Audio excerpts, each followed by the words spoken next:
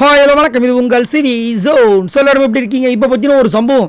ஏன்பா முத்துக்குமரா, உன்னை நம்பி எவ்வளோ பேர் வெளியே இருக்காங்க, நீ இந்த காரியத்தை பண்ணலாமா? அதுவும் நீ வந்துட்டு நேர்மையானவன், நல்லவன், வல்லவன், நாளும் தெரிஞ்சவன் சொல்லி உன்னை வந்துட்டு நாங்களும் சப்போர்ட் பண்ணிக்கிட்டு மக்களும் சப்போர்ட் பண்ணிகிட்டு இருக்காங்களே, இது நீ பண்ணலாமா அப்படின்னு எல்லாருமே செம்ம கோவத்தில் இருக்காங்க. காரணம், அவர் ஒரு திருட்டு சம்பவம் பண்ணியிருக்கார். இதே மாதிரி தான் வந்து சாச்சனா நேற்று வந்து ஒரு விஷயத்த பண்ணாங்க, பயங்கர பூதாகரமாக வெடிச்சுது. ஆனால் முத்துக்குமரன் பண்ணியிருக்காரு. இது வரைக்கும் யாருமே அதை பற்றி பேசவே இல்லை. ஏன் பேசலை அப்படின்னா உங்களுக்கு ஓரம் வஞ்சேன்னு நான் கேட்குறேன். முத்துக்குமரன் எல்லாமே சூப்பராக பண்ணுறாரு, இல்லைன்னே சொல்லலை. முத்துக்குமரன் பிக் பாஸ் 8ஓட ஒரு ஒரு தத்து பிள்ளை, சூப்பர் பிள்ளை, ஓகே. இந்த விஷயத்தை இவர் பண்ணியிருக்கக்கூடாது. என்ன அது யாருக்குமே தெரியல. எல்லோரும் கார்டன் ஏரியாவில் உட்காந்துட்ருக்காங்க. பிக் பாஸ் கூப்பிட்றாரு, ஜாக்லின் அவர் கையை பிடிங்கன்னு டப்புன்னு பிடிக்கிறாங்க. அப்படியே அவர் கையை பிடிச்சி கிச்சனுக்கு கூப்பிட்டு போங்கன்றாங்க. இவர் பதறாரு. எல்லோரும் என்ன ஷாக்காக வராங்க. சாச்சனா ஓடி வராங்க, வாங்க வாங்க எதுவும் நடக்குது, வாங்க போய் பார்க்கலான்னு. யாரும் வரல, சாச்சனா மட்டும் உள்ளே வராங்க. இவர் போகும்போது பதறிட்டு போகிறாரு. நம்ம ஜாக்லின் பயந்து கேட்குறாங்க, டேய் என்னடா பண்ண அப்படின்னு. இல்லை மாற்று மருந்து ரெடி பண்ண, அதை பார்த்துட்டு சொல்லிட்டு இருக்காருன்னு நினைக்கிறேன் அப்படின்னாரு. மாற்று மருந்தா? என்ன மாற்று மருந்து? அதை நான் பார்த்தே ஆகணுமே, சர்க்கரை வச்சு அதை பார்த்தாகணுமே, அது அப்படி என்ன மாற்று மருந்து அப்படின்னு நம்ம யோசிச்சா அங்கே போய் நிற்கிறார் நம்ம முத்து.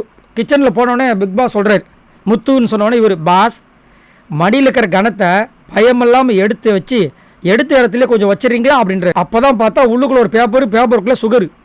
ஏன் அவன் உடம்புக்குள்ளே சுகரை வச்சுட்டு முடியாமல் உட்காந்துருக்கான், நீங்கள் பேப்பருக்குள்ளே மடித்து அதை இடுப்பில் வச்சு மறைச்சி வச்சுருக்கீங்க அப்படின்னா. இல்லை பசங்க வருவாங்கன்னு எடுத்து வச்சாங்களாம். ஏன் பசங்க வருவாங்க எடுத்து வச்சிங்களா? இப்படி பண்ணி தான் நேற்று என்ன சொன்னாங்க, நீங்கள் விட்டு கொடுக்குறீங்க, என்ன தான் பண்ணாலும் இவர் விட்டு கொடுக்குறாரு, விட்டு கொடுத்ததுனால இந்த வாரம் எதுவுமே பண்ணலன்னு தீபக் உங்களை குத்துனாரு, உங்களுக்கெல்லாம் வந்து மூளையில் அறிவு இல்லை அப்படின்னு நிறைய பேர் வந்து கலாய்க்கிறாங்க. ஆனாலும் யார் தப்பு பண்ணாலும் தப்பு தான். இதே சாச்சனா வந்துட்டு அந்த பக்கெட்டில் இருக்கிற அரிசியை தூக்கி பாய்ஸ்க்கு போட்டவனு சாச்சனா பண்ண திருட்டு சம்பவம்னு சொல்லிட்டு எல்லாருமே பேசினாங்க. கடைசியில் பார்த்தா அது வந்து ஆண்களுக்கு சாப்பாடு இல்லை, அந்த ஒரு பிரச்சனைக்காக அந்த பொண்ணு போட்டிருக்கு. இவர் என்னடானா அதே மாதிரி ஒரு காரணத்தை வச்சு இங்கே சொல்லிகிட்டு இருக்காரு. என்னத்தை சொல்ல உடனே ஜாக்லின், அதான் ஜாக்லினுக்கு இருக்கிற வன்மத்தை டக்குன்னு கக்குறாங்க பாருங்கள். ஐயோ நீ ஸ்ட்ராட்டஜின்னு சொல்லி ஒரு நாள் பைத்தியம் பிடிச்சி அலைய போகிறேன்.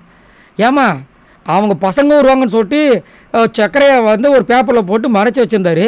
இதில் என்ன ஸ்ட்ராட்டஜி? இவர் காண்டாடு, இங்கே பாரு சர்க்கரையை வச்சதுக்கலாமா ஸ்ட்ராட்டஜின்னு சொல்லிட்டு போய் டென்ஷன் பண்ணாத அப்படின்னாரு.